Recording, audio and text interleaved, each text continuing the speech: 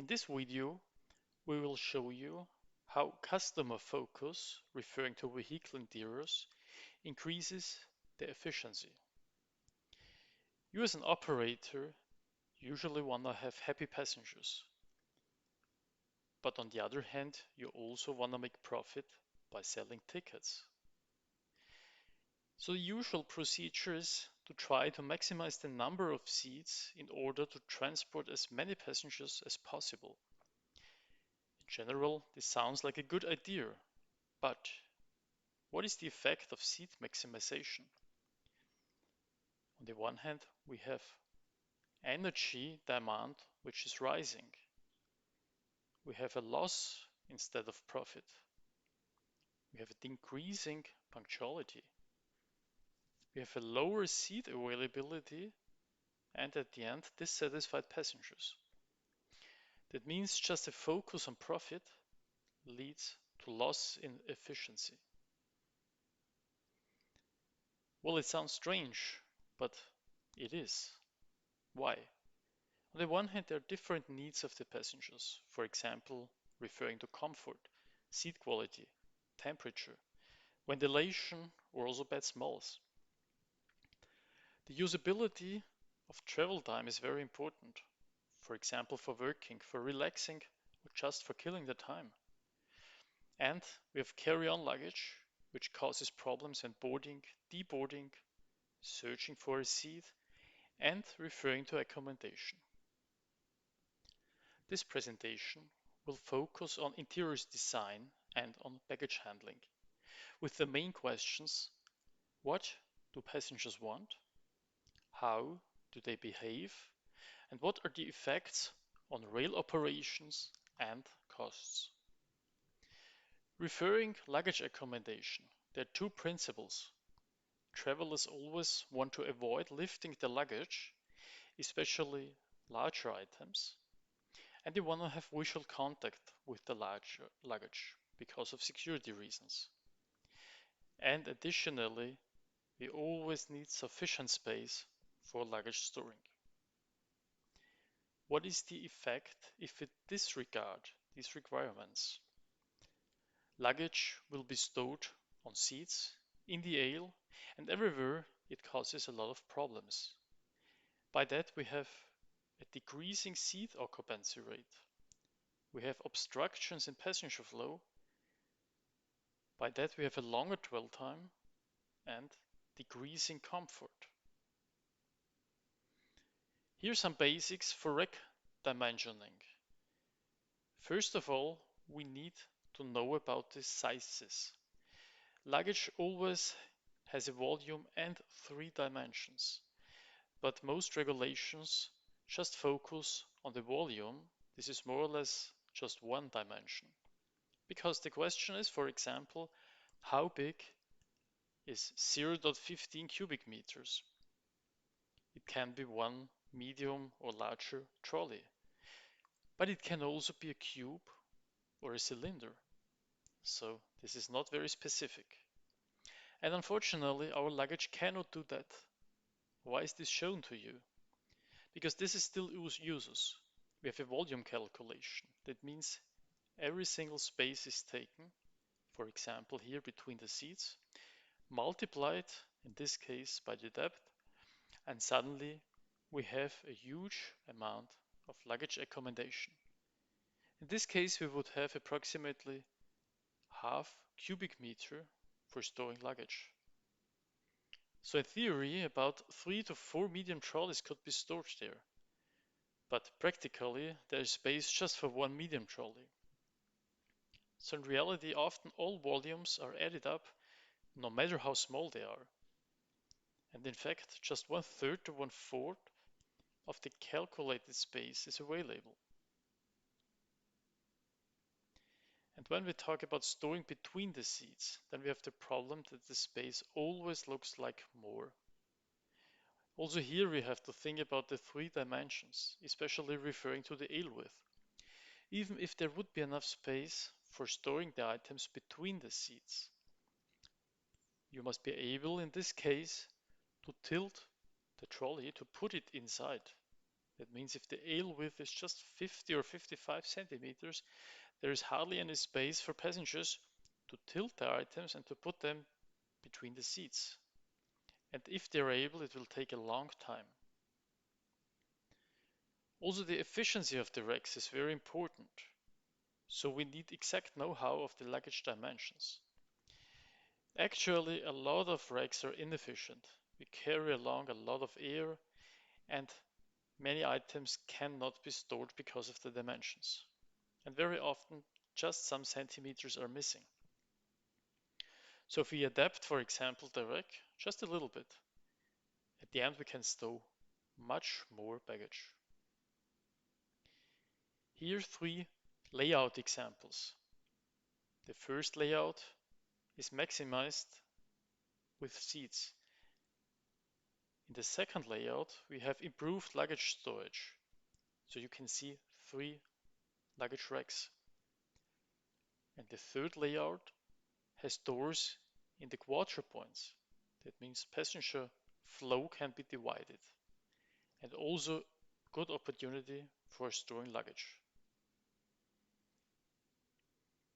When we look now to layout number 1, then we can see that there are only overhead shelves.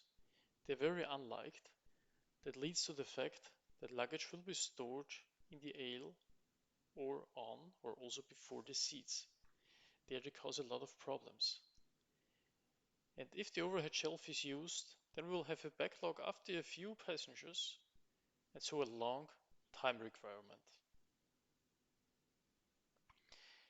In layout number 3, we can see that the passenger flow can be divided. That means, for example, if every second a passenger is boarding through the entrance door, just every second, the passenger will arrive at the entrance of the seating area. That means potential backlog from the interiors can be reduced by that, and so the dwell time is much shorter. What are the effects for storing baggage?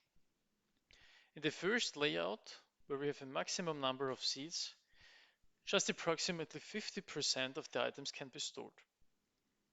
In the second layout, with improved luggage storage, more than 3/4 of the items can be stored. And in the third layout,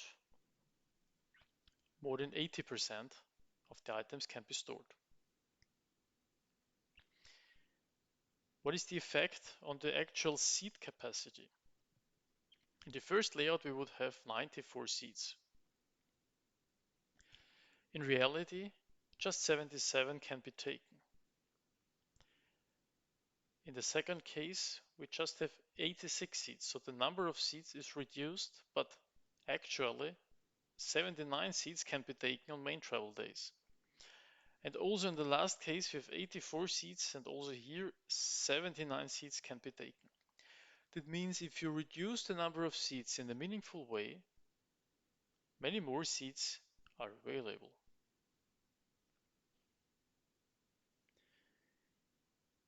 Here the effect on the dwell time. Because of the bad baggage accommodation in the first layout, the boarding time for a 60% passenger changeover will take up to 6 minutes. The dwell time for the second layout with improved luggage storage just takes 3 minutes. And if you have additionally the doors in the quarter point and the passenger flow can be divided, it will take just 1.5 minutes.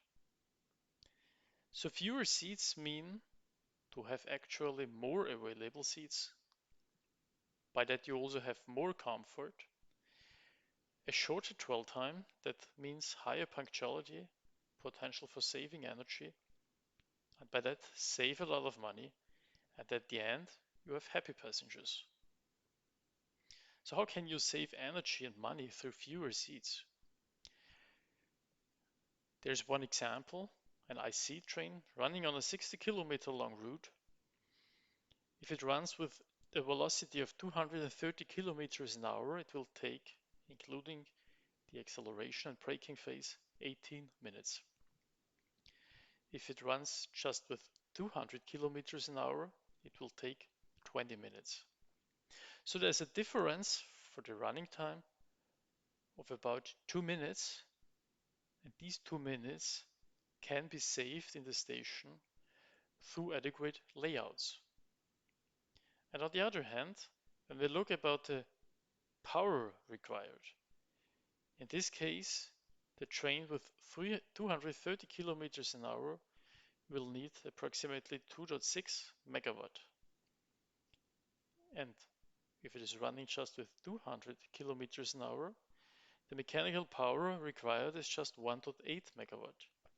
That means approximately 30% less power is required when running slower. So how do we know all this? In the last 20 years, we did a lot of research in the field of passenger behavior. For example, we've collected behavioral data from about 400,000 passengers. We exactly know where they are sitting, what are they doing inside the train, where they're storing their items, which luggage items they carry along, and so on. We know about their problems when storing their items. We have also analyzed the passenger changeover by measurements of about 20,000 passengers, so by video measurements. And we additionally have survey data from 60,000 passengers, and all of that Europe-wide.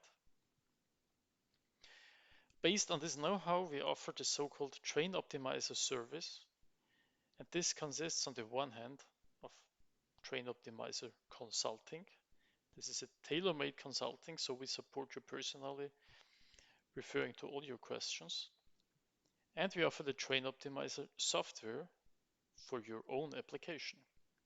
And the aim of the total service is always to get carriages with a much shorter dwell time, better luggage accommodation, higher seat occupancy, and also more passenger comfort. And that means much more efficiency for your carriages. And of course, there are many other topics we can cover by this know-how. Here's a short insight into the software. The first step, you can simply create layouts. You do not need to have technical or CAD knowledge. You can easily create the layouts. You can select different parameters such as travel purposes, age, gender distribution, local, specific data, and much more. And at the end, you will get easy to understand charts, which will show you the time need for the travel, for dwell time, the number of stowable baggage items and the non-stowable baggage items, the number of available and non-available seats.